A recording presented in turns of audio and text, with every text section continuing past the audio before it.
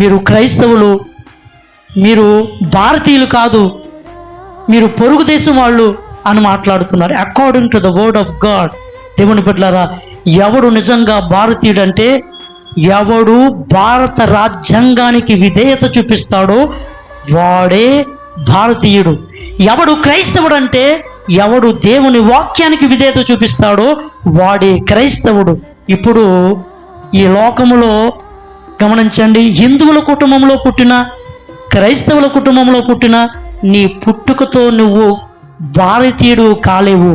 నువ్వు పుట్టుకతో నీవు గమనించండి క్రైస్తవుడు కూడా కాలేవు. గమనించండి, చాలామంది అంటారు మేము హిందువులం, మాకు మా దేశం మాకు హక్కు ఉందని. అసలు రాజ్యాంగాన్ని పట్టించుకోకుండా ఎదుటివారిని దూషిస్తూ ఎదుటివారిని కొడుతూ, దేవుని బిడ్డలారా గమనించండి, సువార్తను అడ్డుకుంటూ ఎదుటివారిని స్వేచ్ఛను అడ్డుకుంటున్నటువంటి వాళ్ళు రాజ్యాంగానికి వ్యతిరేకంగా ఉన్నారు. చెప్పాలంటే వారు భారతీయులు కాదు.